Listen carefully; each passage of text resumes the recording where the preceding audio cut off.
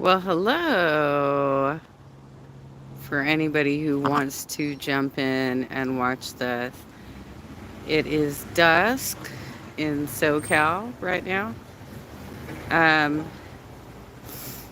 I will not be doing any coverage of Foodie's manic live streams. What I do have to say about them is from memory of what I've watched. For one, she's going long periods of time for somebody who is asserting that she's sick. She says that she's very, very ill, right?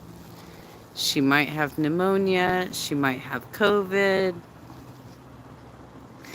Something is really wrong with her.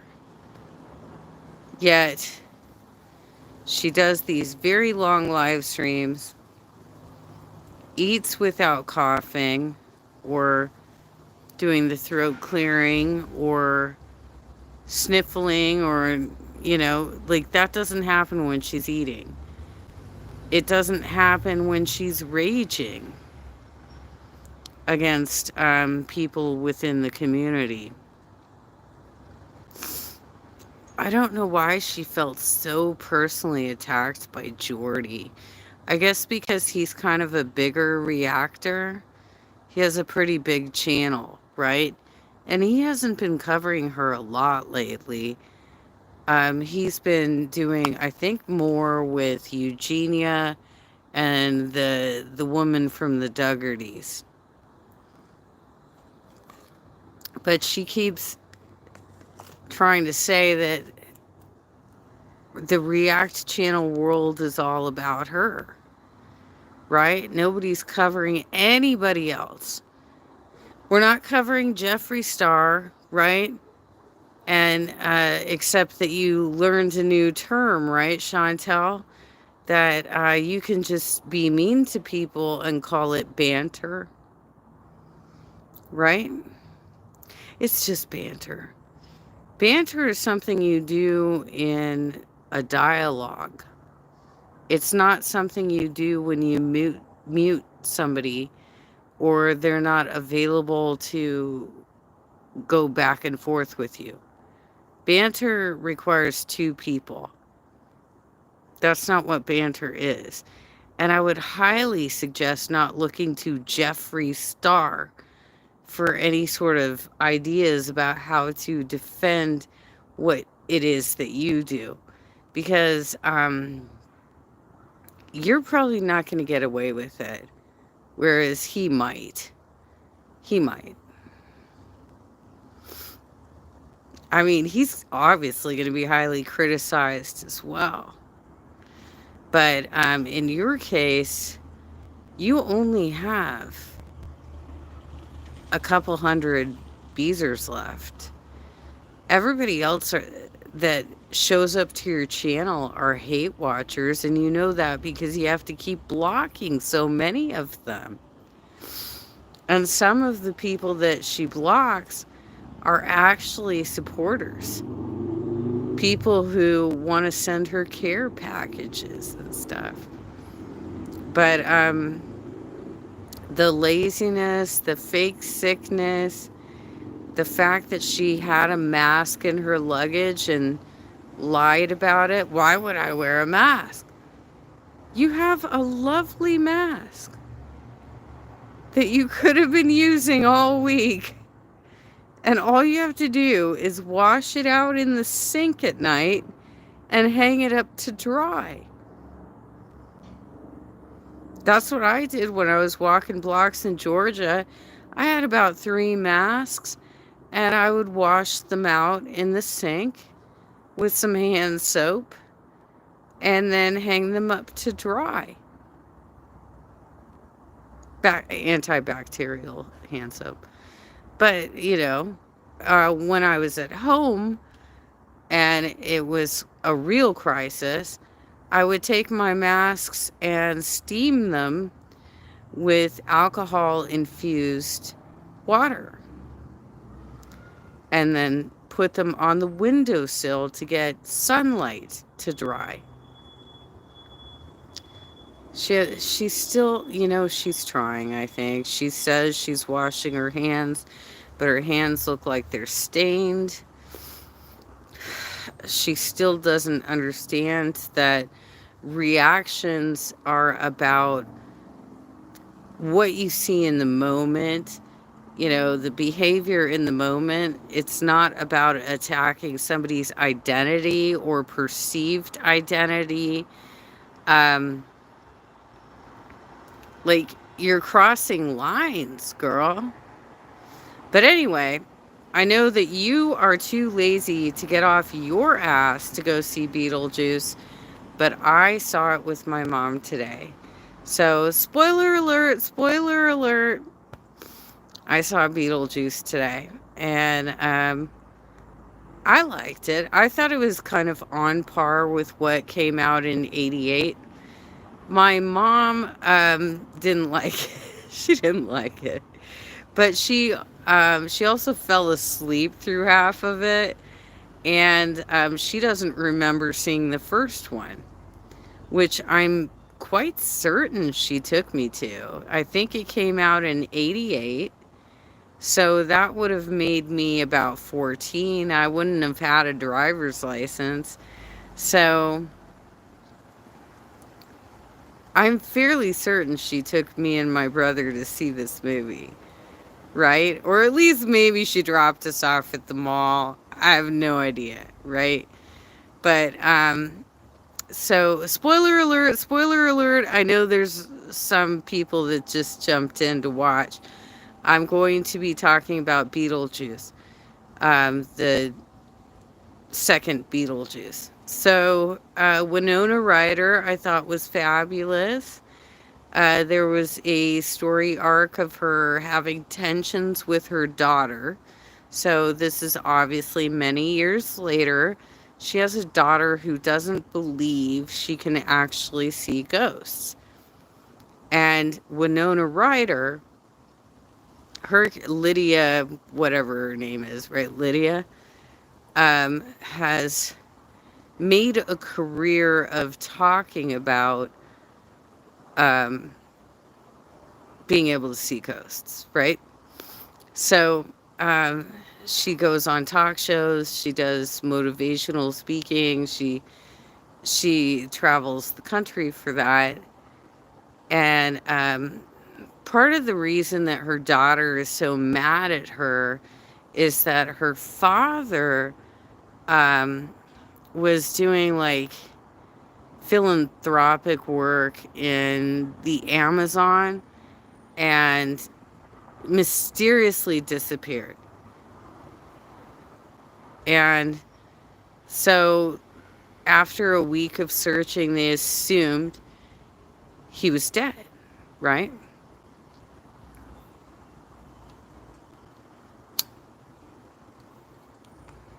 The house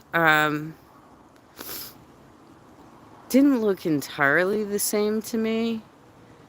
Not the house itself per se, but like the landscape around it. But I'd have to go back and watch the first movie to check that out. I had to explain some things to my mom because she couldn't remember seeing the first movie. So I had to explain to her that like Gina Davis was in it, and she and her actor husband had moved in, and they were driving and they got in a car accident and they both died, right? Ended up in the underworld. I can't remember. This is another reason I probably need to watch it back. I can't remember how they ended up back in the house to just be ghosts haunting up in the attic. I don't remember that part.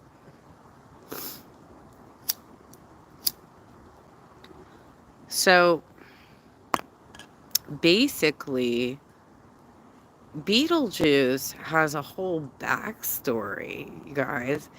He has this crazy ass wife.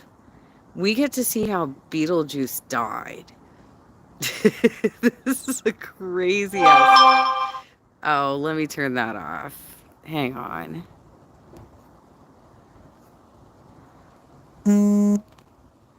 Okay. So Beetlejuice was a grave robber. And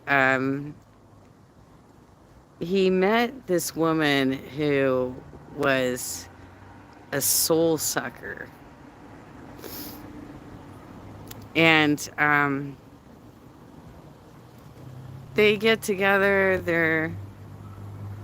they like each other, whatnot. But on their wedding night, she poisoned him. And that's how he died. But he had enough time to slash up her entire body with an axe. So she died too, right? And her body parts were put into separate boxes.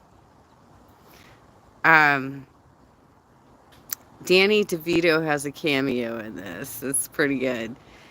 Danny DeVito plays a janitor at the beginning of the movie, and he somehow sparks like an electrical shock that awakens her body parts, and she's able to stitch her entire, not stitch, I think she got like a staple gun and staple gunned all of her body parts back together while also sucking the souls out of a lot of people in the underworld.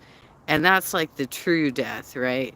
You've got the underworld death, and then you have the true death. Like, you were gone, you were pancaked, you were out of here, right? So he wasn't there for long, because he was the first dude who got pancaked. There was a few people who got pancaked.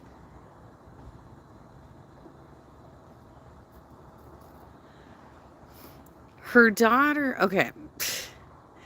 The dad from the original movie, he's in it, but you never like see his head. He must have been like wearing like a green screen sort of cap over his entire upper body, because they uh, had him get attacked by a shark for his death after being in a, is a very interesting story that the mom told about like how he died, right? So he also was doing, so I think something philanthropic, or I can't remember what it was, but he ends up in a plane crash. He survives the plane crash. He is like hanging on to some wing wreckage when a shark comes up and just bites off the entire upper half of his body, right? So he goes to the underworld missing his entire upper body. But I'm fairly certain it was the same actor. We just couldn't see him at any time. And if you remember, the woman who played the mom is the same woman who played the mom in Home Alone. So, Kevin! Right? So she is just as quirky in this movie, and she ends up getting killed too, because she's trying to do some sort of ritual at his grave site, and she fell for a scam where she was told that she got like 2 types of poisonous snakes, but they were defanged, and they weren't, and they bit her in both of the major arteries that run in the neck. And so she went down there immediately and started acting like a Karen, like, I'm not supposed to be here. I need to talk to your management. What the hell is going on? Why am I here? I love her Karen. It's so good. The daughter ends up meeting a cute boy who lives in town, and he was hanging out in like a treehouse. She almost got hit by a Mack truck, by another vehicle, like she was really out of it because she was mad at her mom for agreeing to get married on Halloween, which was going to be 2 days away, to this clown who she worked with, who's named Rory. Um, so she crashes through the fence of this guy's backyard. And they end up hanging out. He invites her to hang out with him on Halloween night, and so on and so forth. And I imagine she must have been, I think they were implying that she was like 17, because she was doing some pretty advanced things in her private school, and they had to pull her out in order to go to the funeral for her granddad. And basically, she hangs out with this dude on Halloween night and kisses him, or he kissed her, really. And they end up floating in the air. And that's when she realizes he's dead. He's a ghost. She starts like putting it together, and she's like, oh my God, my mom was telling the truth. She wasn't lying. She's not crazy. Like, I can see ghosts too. He said, you can help me. You can help me by saving my life, and I can help you see your dad, right? So he makes her say an incantation. I think incantation. I don't remember what that's called. And go into the underworld with him. And basically, what she had said gave her soul to him so that he could become alive again. And he was one of those crazy murderers who had murdered both of his parents and was still haunting the house. And the parents were still there too, but they were like unresponsive, not really paying attention. So you couldn't see that they had like weapons in their head until later in the movie, right? That was discovered later. And so they go down to the underworld. Her soul is given to him. Lydia finds out about this because she finally called on Beetlejuice. She got so desperate that she called him up, and she's like, what do I do about this? My daughter is in danger. How do I save her? Right? So he pulled out the whole same agreement of, you gotta marry me. I have a little bit of a problem because I got this ex-wife kind of running around trying to suck souls, and she wants to reconnect with me and suck my soul, right? So she was running around doing that throughout the movie. And so Lydia and Beetlejuice go down to the underworld to search for her daughter. And then they separate. He basically says, go to the Soul Train. The Soul Train. Yes, it's exactly what you think it is. It's a fucking disco train where I don't know where they're being sent, but the Soul Train, you get on, it's like a subway, right? And her daughter was going to be sent on the Soul Train. So fortunately, they were able to capture, well, not capture, but save the daughter before the train took off, and also reconnect with dad because he was working in that office. He had um, what looked like piranha all over his body. Looks like he had piranha all over his body. It's pretty funny. And so they try and get up there and make sure that this teenager can't, well, he's not a teenager. He actually died like 23 years earlier. But he freeze framed as a teenager in death, right? Trying to make sure that he could not stamp his passport so that he could become alive again, right? So they get up to and they say, no, you can't stamp his passport. And stamp, right? But the stamp says something like, you were shit out of luck, right? It was Beetlejuice in a costume, um, defending her honor, basically, right? So the two live ones were able to escape. I can't remember how Mom got out. She only got out temporarily, but she was able to get out too for this whole wedding scene. Even though, I guess because they had some open portals at that point, even like the shrunken head dudes that worked for Beetlejuice, they had all escaped through a portal that he made.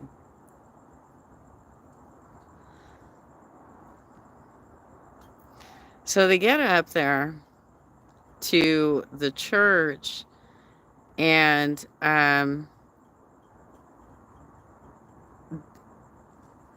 Beetlejuice injects Rory, who is the person that is trying to push Lydia into a marriage that night, with truth serum. And so he starts spilling the beans, saying he didn't love her. He just wanted to capitalize on her conversation around seeing ghosts. He didn't even really believe it was true. And he just started spilling everything, right? Then ex-wifey comes up, and Beetlejuice says, why don't you take this guy? Isn't this a better choice for you? For your husband, right? So uh, she does pair up with Rory for a hot minute. And then Lydia's daughter opens the portal again, and it's on that sand dune area that has like the big worms with the snake heads.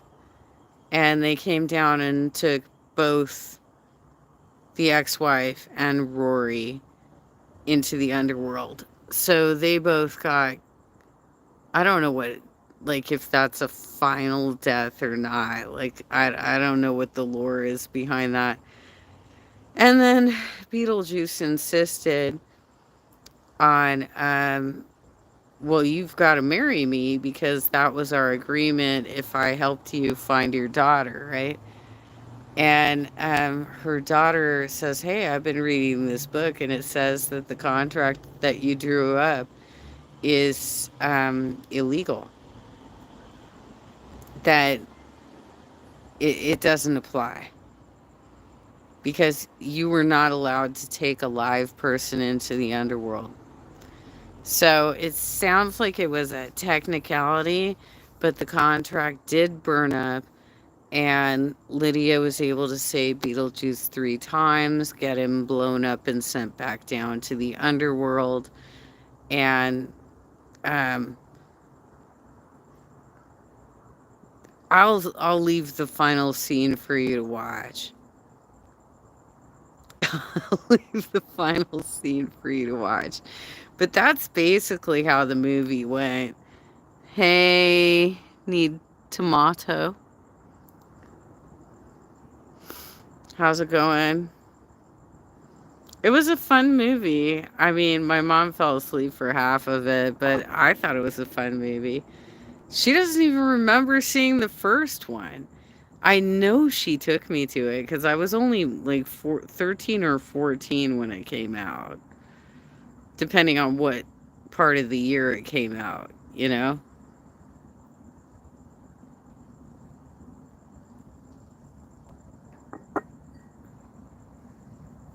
And we always went to movies together, usually drive-in. There was always like the Bargain Tuesdays that we could go to. I know we saw Ghostbusters at the drive-in. We saw Flashdance at the drive-in. We saw a lot of movies back then. Um, some science fiction stuff, you know, a lot of different things.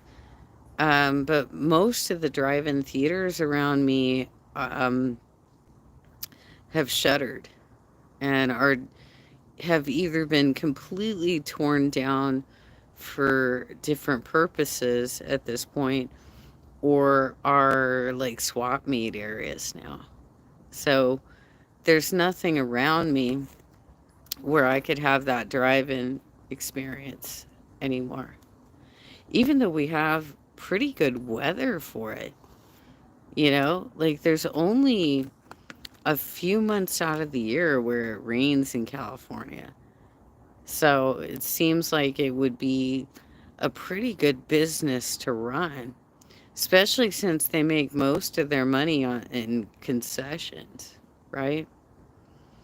People going up to that concession stand and getting their popcorn and bonbons and everything else. Yeah, I do too, Tiki Timba. I really miss drive-ins. I know these probably still exist somewhere, just not near me. They're gone now.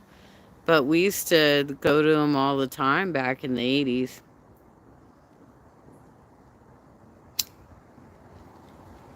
However, I'm fairly certain I saw Beetlejuice, the original, in like a mall theater or something like that. It was before they had stadium theaters. Everything was still difficult to see. My mom used to have these big pillows for us when we went to stuff like that. Well, I don't know what language you speak, tomato. So I can't, and I only speak English. That's all I got. They're few and far between. My mom used to bring these big pillows for me and my brother to when we went to movie theaters as like boosters to lift us up so that we could actually see the movies we were watching because we were too short. Like we were, we were little kids, you know, and trying to look over people's heads, you couldn't see anything, you know. Um, Anywho, I wanted to do a fairly short live stream because there's some other things I want to watch tonight. If you missed what I had to say about Foodie,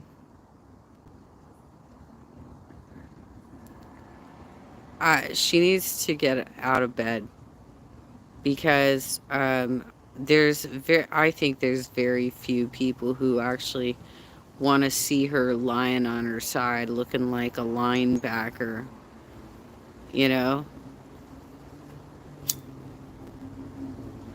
And she's got to stop the fake sickness shit.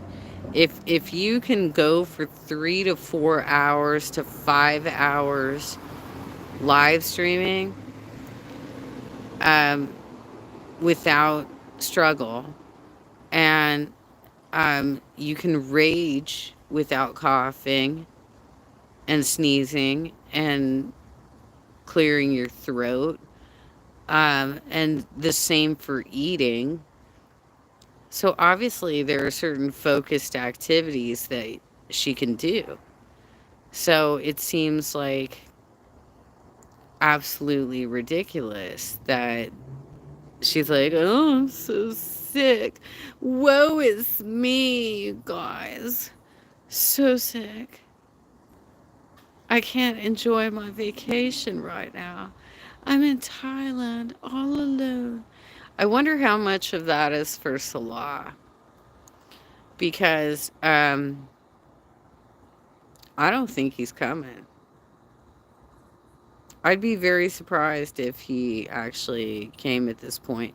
And I almost wonder if he's saving the money for that particular plane ticket to be like, okay, girl, we got to wrap this up. I saved my plane ticket money and you got to go back to Canada. I mean, it's entirely possible because he does not seem dedicated.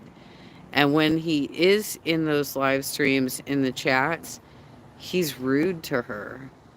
Waddle, waddle, right? Oh, you're sick? I hope you get well soon. How about, oh my gosh, dear, you're in a foreign country right now. How about we have a private call about this, and find out what you need?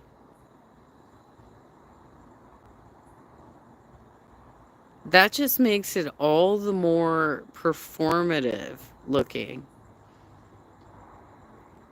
It looks fake. It looks it looks absolutely fake. All of it. This looks like somebody who's just feeding a fetish culture and trying to blow up to an enormous rate. She would be better off with Pete's.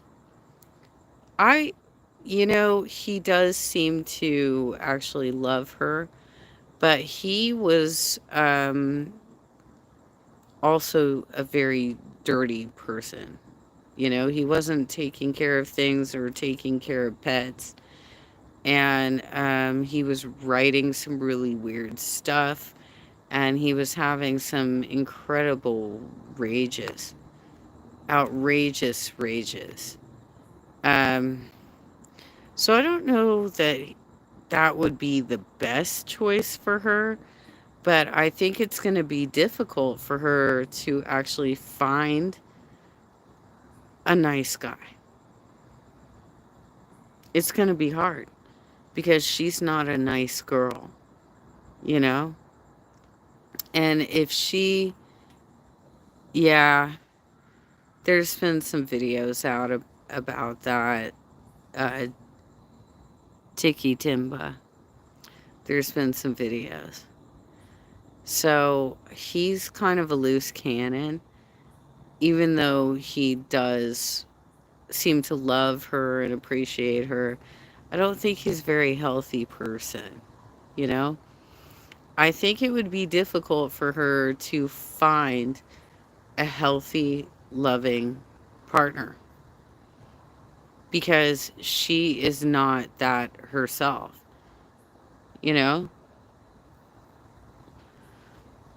Being in a relationship isn't about your size, it's not about what you look like, but it is about your capabilities. You can't expect somebody to be your caretaker at all times. That's like end of life shit. That's like, I've had an accident and I need your help for a couple months, right? That's um not, this is my lifestyle because I decided to overeat so severely, right? But also, she's so disgusting that who would Because I think most people research each other online at this point when they start dating somebody. I think it would be difficult for her to find an actual loving partner who that's a healthy situation, because she is not healthy at all. Not mentally, not physically, and she wants a caretaker. So I don't know what's going to happen with Salah, but it seems like he's purposely avoiding her at this point. I don't know why she keeps saying he's coming, unless she's trying to just put pressure on him that he needs to show up. Um, she did say she's extending her vacation because she originally said 30 days, and I think now she's saying it's going to be an additional 2 weeks. Um, she's obviously not having any fun. She's miserable. And she's bitching about React channels and everything else. You know, she spent 2 nights bitching about Jordy, saying some bigoted crap, making assumptions about his sexuality. So, but anyway, I'm not covering whatever it was she started doing last night while I was asleep. No, thank you. I saw bits and pieces of it, and that's all I need, is kind of a recap. I don't need to be the one who recaps everything she does, you know? Tiki Timba says she's becoming life with Jen. I have been reading that in the comments of a lot of React channels, that a lot of people are seeing that. I know that her hands are when somebody asked her to show her hands, and so she did this, but it's this. The inside of her fingers and palms are discolored. And when she showed her foot, it looked like it was similarly discolored. So there might be some sort of jaundice thing going on right now. Like, I'm not saying that she's not without health issues, but I think the cough is fabricated. I think the throat clearing is fabricated. I think that she might have a runny nose. I mean, I have a chronic runny nose. It doesn't mean I'm sick. It just means that I've got various allergies. Weather affects me. If it gets cold at night, you know, if it's cold in the morning and then it gets warmer in the middle of the day, I dry out, right? Witch's Brew. Hi. Well, hi to you. I'm actually just wrapping it up, Witch's Brew. Because I think Pulpy Syntax is going on at 8 p.m. Pacific time. And so it was pretty good. You can watch back. You can catch me on the replay if you want the spoilers. Only if you want the spoilers. Okay. So yeah, you've seen it. I go through it in this live stream. I do go through it. So if you want to watch it back, you can catch it on the replay. All right. Well, I'm going to wrap up now because I'm going to get ready for Pulpy Syntax. But thank you all for joining me tonight. Make sure you like the live stream on your way out. And if you haven't subscribed yet, please subscribe to my channel. It will help me greatly. And thank you again for your participation tonight. I really appreciate it. Thank you so much. Take care, everybody. Happy Friday the 13th.